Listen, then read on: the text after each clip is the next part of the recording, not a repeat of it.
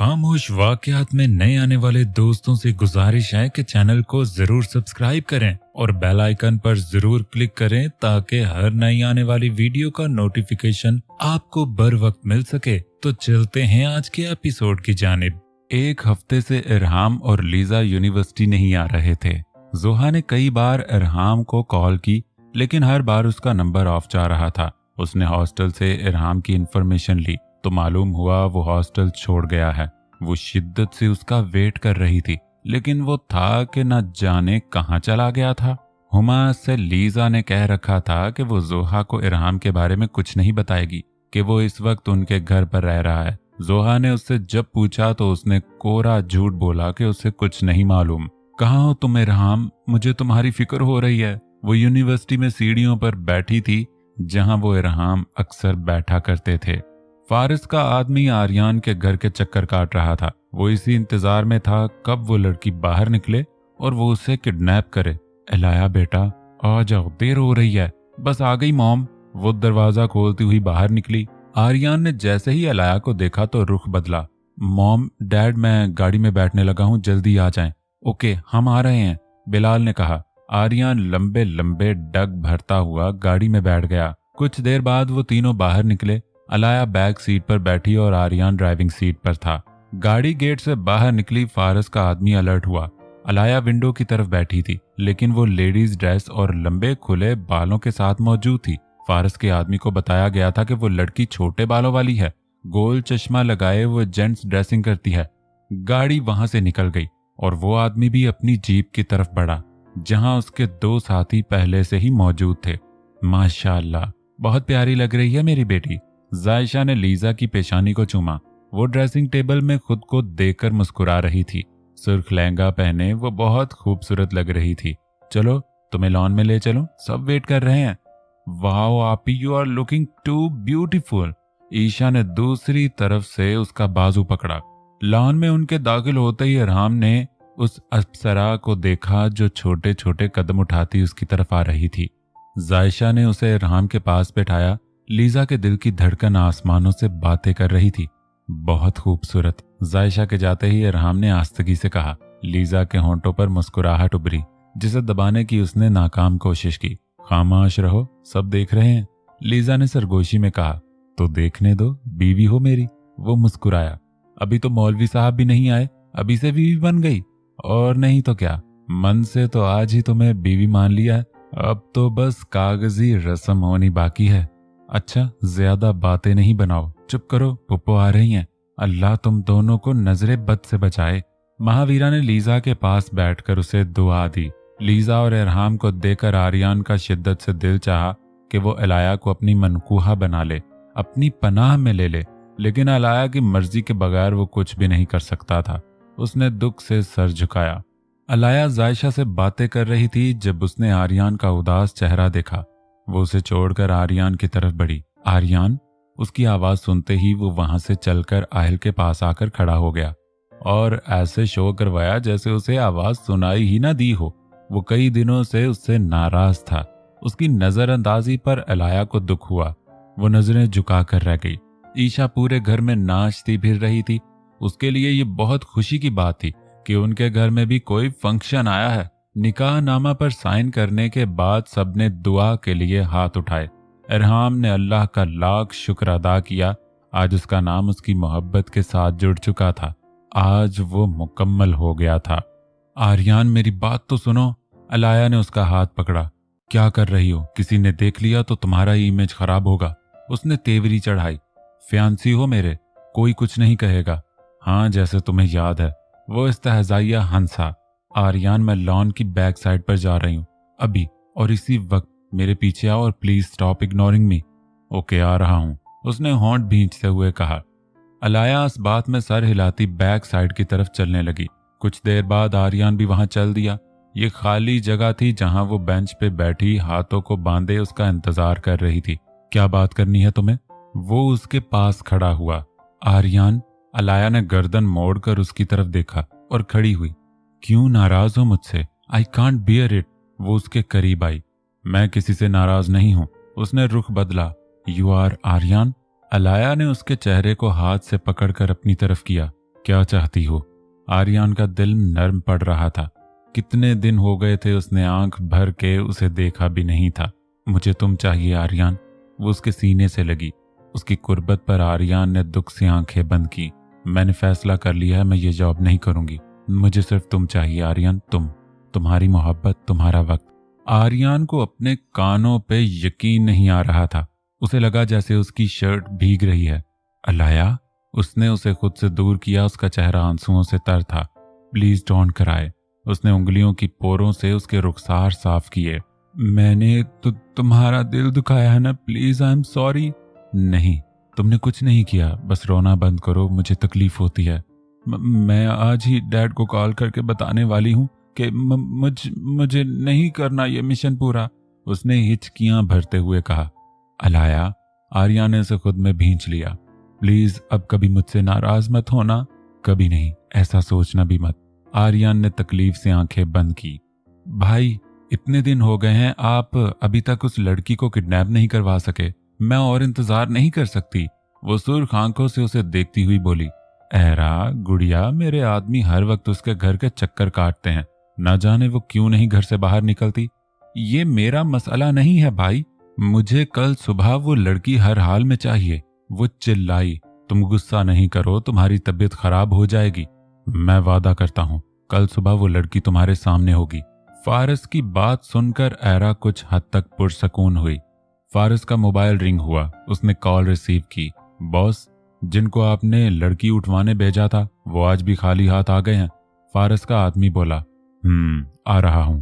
फारस ने गुस्से से मुट्ठियां भींची। तुम सो जाओ, मैं लॉन में जा रहा हूं।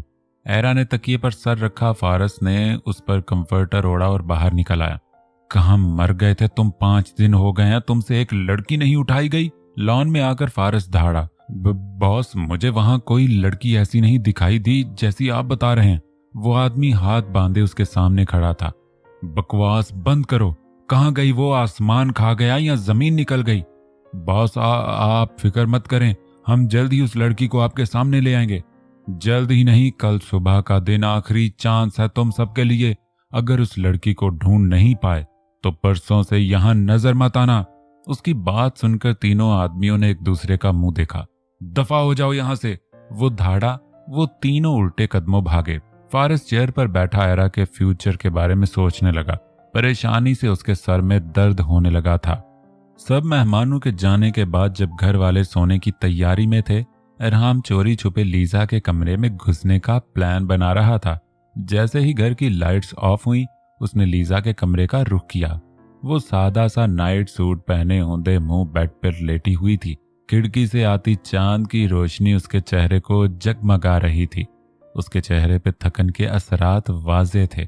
वो दबे कदमों उसके नजदीक आकर खड़ा हुआ और उसके हसीन सिरापे को टिकटिकी बांधे देखने लगा।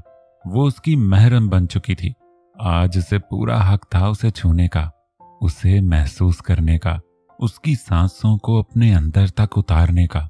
वो धीरे से बेड पर बैठा, उसके कंधों के दरमियान बंधी डोर को नरमी से खींचा। ज़ेबे तन लिबास ने अपनी गिरफ्त ढीली की। इरहाम के लिए अब खुद को रोक पाना नामुमकिन था।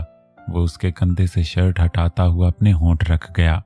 किसी के लम्स को महसूस करके एकदम से लीजा की आंख खुली। वो एक झटके से सीधी हुई। लीजा। उससे पहले कि वो चीखती, इरहाम ने उसका नाम पुकारा। इरहाम, तुम यहाँ? वो घबराई। तुमसे मिले बिना सो जाता, ऐसे कैसे हो सकता है? लेकिन आज से पहले भी तो तुम मिले बिना ही सोते थे। वो हैरान हुई। आज से पहले तुम मेरी महरम नहीं थी। वो उस पर झुका। इरहाम, क्या कर रहे हो? वो इस कदर उसे अपने नजदीक देखकर घबराई।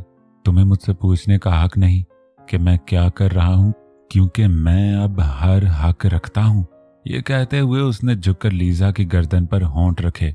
लीजा की सांस उसके गले में अटक गई। उसकी धड़कनें अरूज पर थीं। इरहाम ने उसके दिल के मुकाम से शर्ट को हटाया। उसका इरादा भांपते हुए लीजा ने उसका हाथ पकड़ा। वो एक पल के लिए रुका। चांद की रोशनी से लीजा को उसकी आंखें चमकती हुई दिखाई दे रही थीं। इरहाम ने उसकी शर्ट को आजाद किया। लीजा ने सुकून का लंबा सांस लिया, लेकिन अगले पल बिना वक्त जाया किए वो उसके होंठों पर झुका। लीजा ने अपनी आंखों को सख्ती से भींच लिया। उसे अपने जिस्म से जान निकलती हुई महसूस हो रही थी। इरहाम बिना उसकी परवाह किए उस हसीन अमल को बखूबी सर अंजाम देने में मसरूफ था। लीजा ने एक झटके से उसे खुद से दूर किया। वो लंबे लंबे सांस भरने लगी। इरहाम, उसने तेजी से सांस भरते हुए पुकारा। वो मुकम्मल तौर पर उस पे हावी हुआ। लीजा आंखें खोले हैरत से उसे देखने लगी। इरहाम, हमारी रुखसती नहीं हुई है। वो घबराई। फिक्र मत करो, इस हद तक नहीं जाऊंगा, लेकिन इस वक्त मुझे तुम्हें महसूस करना है। तुम्हारी इन सांसों को पीना है। उसने लीजा के निचले होंठ को दांतों से खींचा। वो दर्द से कराही। शायद वो ज्यादा जोर से बाइट कर चुका था। इरहाम, प्लीज नहीं करो, ये ठीक नहीं। उसने जैसे ही उसका होंठ आजाद किया वो फौरन बोली, कुछ गलत नहीं है, बीवी हो तुम मेरी। मैं चाहूं तो आखिरी हद भी पार कर सकता हूं। उसकी बात सुनकर लीजा घबराई। लेकिन करूंगा नहीं, फिक्र ना करो जान। वो मुस्कुराया। Good night, have my dreams. नरमी से उसकी थोड़ी को चूमता हुआ वो खड़ा हुआ और कमरे से निकल गया। उसके जाने के बाद भी लीजा के दिल की धड़कनें थमी नहीं थी। वो जो कर गया था उसे अब शायद ही नींद आनी थी। आर्यन, आज तुम ईशा को कॉलेज से ले आओ। ड्राइवर की तबीयत खराब है और मैं ऑफिस में बहुत बिजी हूँ। 5 मिनट तक इम्पोर्टेंट मीटिंग होने वाली है। आयल फोन कान को लगाए बोल रहा था। जी मामू, क्यों नहीं, मैं अभी उसे पिक कर लेता हूँ। ओके, थैंक्स यार। ओहो मामू, आप बिना थैंक्स की क्या जरूरत है। ईशा मेरी छोटी बहन है। ये तो है। ओके, मैं फोन रखता हूँ, तुम ले आओ 15 मिनट तक, उसे छुट्टी होने वाली है। ओके, मैं बस अभी जा रहा हूँ। वो उठा और गाड़ी की कीज उठाता हुआ बाहर निकल गया। जैसे ही वो गाड़ी लेकर बाहर निकला, फारिस के आदमियों ने अपनी गाड़ी उसके पीछे लगाई। आज उन्होंने हर तरीका आजमाना था, क्योंकि अगर आज वो उस लड़की को यहाँ से लेकर नहीं गए तो फारिस ने उन्हें नौकरी से निकाल देना था। 15 मिनट तक वो कॉलेज के गेट पर था। ईशा बाहर निकली। उसने अपनी गाड़ी तलाशनी चाही। जब उसकी नजर आर्यन पर पड़ी, कॉलेज में फंक्शन होने के बायस वो आज यूनिफॉर्म में नहीं थी। वो भागती हुई उसके पास आई। आर्यन भाई, आज आप मुझे पिक करने आए हैं? हाँ छोटे नमूने, बैठो अब गाड़ी में। वो उसे देखते ही हंस दिया। मूड ऑफ करना लाजमी था क्या? वो उसे घूरी से नवाजती हुई गाड़ी में बैठी। वो आदमी ईशा को देखते ही अलर्ट हुए। ये तो वही लड़की है।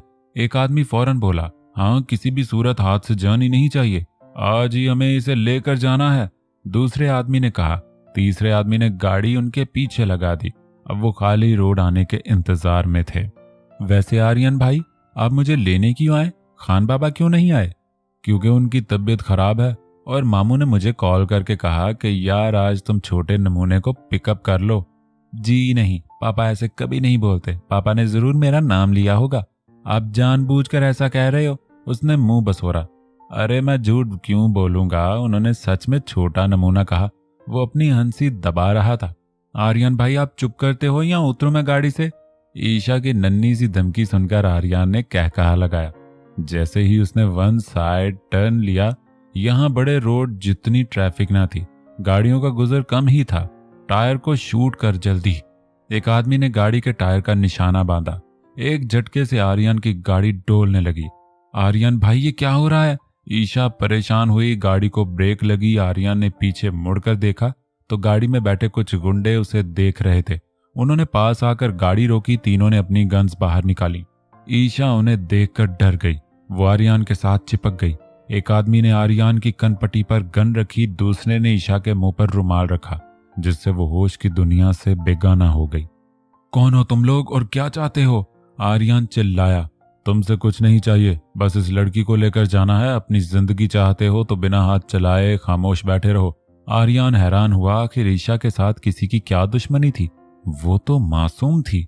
वो खामोश बैठा रहा। वो आदमी ईशा को गाड़ी से निकाल चुका था। आर्यन की साइड वाला आदमी दूसरे आदमी को देख रहा था। आर्यन ने बिना वक्त जाया किए उसके हाथ से गन खींची। आदमी ने शोर मचाया। दूसरे आदमियों ने देखा तो आर्यन उसके सर पर गन रखे खड़ा था। दोनों गाड़ी से निकलो वरना इसे जान से मार दूंगा, वो चिल्लाया। उस आदमी ने दूसरे 2 आदमियों को आर्यन की बात मानने का इशारा किया। वो गाड़ी से बाहर निकले। अपनी गन्स गाड़ी में फेंको। उन्होंने गन्स गाड़ी के अंदर फेंक दी। इधर आकर खड़े हो जाओ दोनों। वो दोनों चलते हुए एक साइड खड़े हुए। अगर कोई भी पास आया तो शूट कर दूंगा।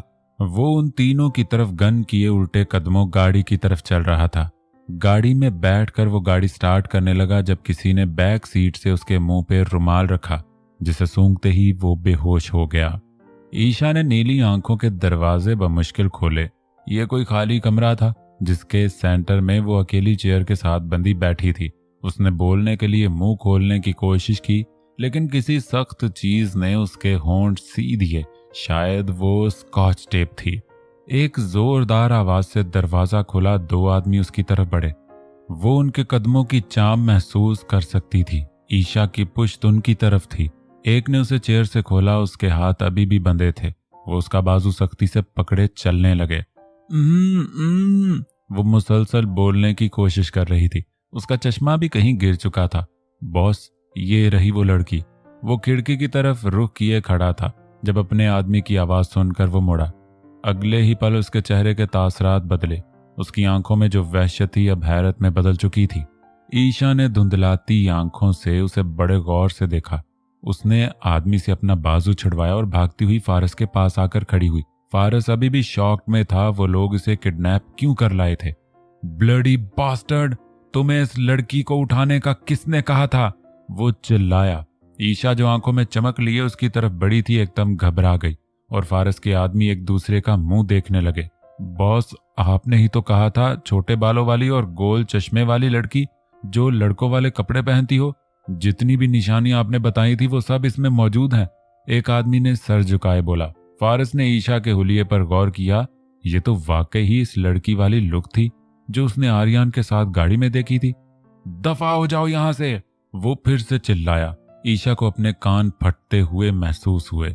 उनके जाने के बाद फारस ने निहायत नरमी से उसके मुंह से स्कॉच टेप उतारी। वो उसके लिए छोटी बच्ची की तरह थी। आउच! दर्द से ईशा के मुंह से कराह निकली। Superman uncle! उसकी नरमी देखकर फिर से ईशा की आंखें चमक उठी थीं।